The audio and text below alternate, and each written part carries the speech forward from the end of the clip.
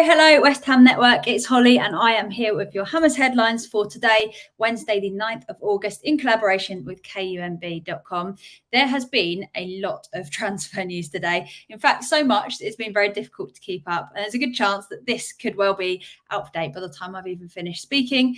But here is your roundup for today. If you like the video, please do give it a thumbs up and let's get started. So our first story of today. Following several weeks of negotiations, Sky Germany reported earlier that West Ham have actually reached an agreement with Harry Maguire, with the remaining steps being the severance pay between the 30-year-old and Manchester United. It said that the transfer fee is around £30 million, which is what we were expecting, with Maguire being excited by the prospect of joining West Ham, according to the Evening Standard. Now, this agreement is with both Harry Maguire and United, so both parties that are important there, meaning unless somebody swoops in and gets in the way, there technically shouldn't be any U-turns. However, as we know, it doesn't really mean anything until we do that formal announcement. £30 million isn't the worst price for a player that was bought for £80 million by United, but he was, of course, 4 years younger at the time, so that is the reason for such a significant drop in price. Let us know in the comments what you think of Maguire to West Ham. Is he worth 30 million, and what do you think he could bring to our side?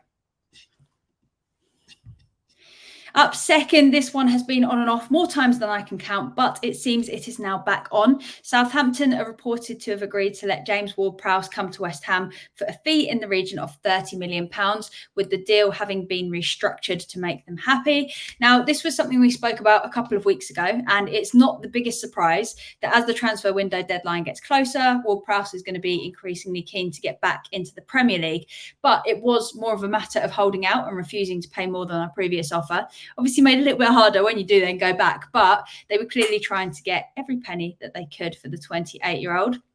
We know that he would bring leadership. We've seen what he could do in terms of set pieces alongside Alvarez. He could well work as a more attacking centre mid, getting balls into the box for us to run onto. And there have also been rumours today that Downs may be heading for Southampton. So this is where the speculation could well play into what looks like might be happening, is that it could be part of a deal with Southampton for Ward-Prowse to come to us. So this could be a sign that things are progressing. Only time will tell. Can we get this over the line at long last? That is the question. It definitely seems that we're getting to the point where we'll just be happy to get in almost any half-decent central midfielder now, so we can just end this ongoing saga and focus on some of our other priority positions. And finally, one of the more shocking pieces of news was that City's interest in Paqueta is in fact real. And this obviously comes shortly after Paqueta tweeted, calling reports that he was unhappy at West Ham fake news.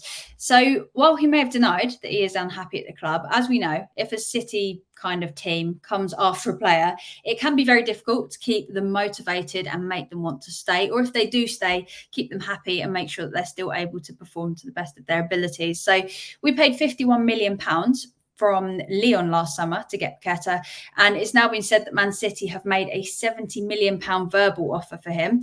Fabrizio Romano has said that this proposal was not enough to sway us to sell. He added, "Deal not easy, but City will try again. Guardiola has always been a fan of Paqueta, player keen after he picked Rock Nation Brazil as new agents recently." So the change in agent sounds like it may well be playing a part. Most agents, obviously, they do get a fee if players move around, so it would be in the agent's interest to convince him to obviously go to what is considered probably a bigger club around the world, as well as trying to get a fee there. So not the biggest surprise, but he also explained that Paqueta has an £85 million release clause in his contract, which isn't actually valid until June 2024, so next year. Football Insider have reported that we would be willing to accept an offer of over £80 million up front for Paqueta.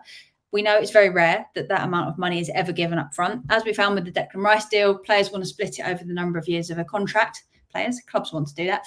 And you're kind of lucky if you can get it split over 3 years, the payments for a 5-year deal. So upfront 80 million sounds relatively unlikely. But what does this mean, this whole situation? The main problem we could face is if Paqueta pushes hard for a move, which wouldn't be completely impossible because it is hard for players to not have their heads turned if City come knocking. And if he was to refuse to play, which I really hope wouldn't happen, our hand would essentially be forced, as we'd either be sitting on an expensive player without him playing and benefiting the team, or we could make some money and try to make something from it to bring someone else in after the start of the league, really. Either way, it would be a pretty horrible situation for West Ham. But if he is set on a move, perhaps we could reach some kind of agreement where he could go next summer if we can get a fair offer for him, which will probably result in us getting more money than the 70 million that City are reportedly wanting to pay for him with that release clause. So, but this is a big but. It would really, for this to even work for us slightly, it would have to rely on us having a backup ready to go in case this happens. And we would have to learn from our mistakes for that to happen. Interestingly, I think the approach that we need to take is the same one that De Zerbi has at Brighton. I don't know if anyone saw this, but he was chatting about their recruitment structure and how ready they are. And he basically said that if any of his best players go, he's already had conversations with the target players that he'd want to bring in. And those deals are basically set up verbally and have been agreed with players so that they're happy. So should big clubs come knocking or a good deal come in for one of their better players, he's actually ready to make the move. So they're ready to quickly resolve that issue.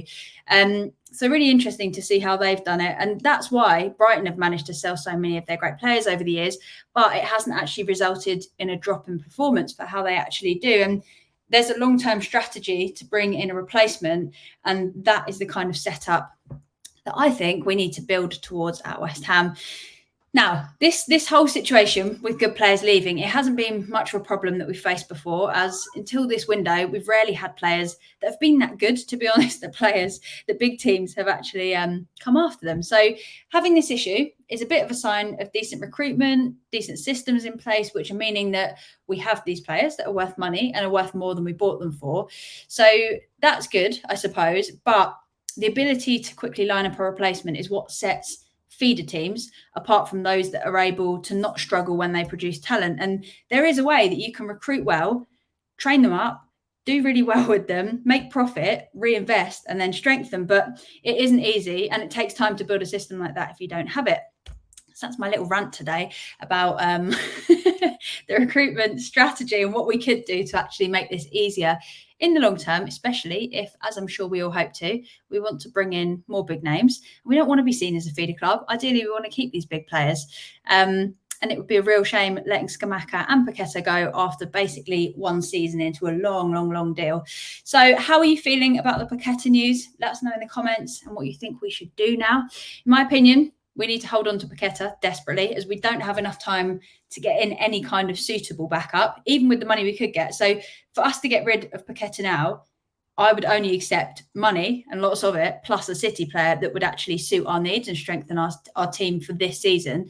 Another 80 million sounds great, but if we're already struggling to secure one player to reinvest the Rice money in, we wouldn't be any better or quicker even if reinvesting Paqueta money. So why would we risk getting rid of a player that's finally found their feet at West Ham and is looking like they're going to be really promising just to take on yet another risk? That's my 2 pence. So let us know in the comments what a mad day in the transfer window, eh? Wouldn't have it any other way, I think. I'm not even sure anymore. But thank you so much for watching. Should we get Alvarez, Ward-Prowse and Maguire over the line, this could be a gigantic day of transfer news, following on from a really long period of rumours, reports, stress, and the coming hours are certainly going to play a very big part in our upcoming season. It's definitely looking like we're closer to getting things over the line, but we know that this has already happened, this transfer window, and then we didn't. So here's hoping that this could be it, guys. So make sure you hit subscribe if you haven't already. And as always, thank you so much for watching. Have a great one. Hopefully there's even more positive news by the time you see this. And of course, come on, you Irons. Bye.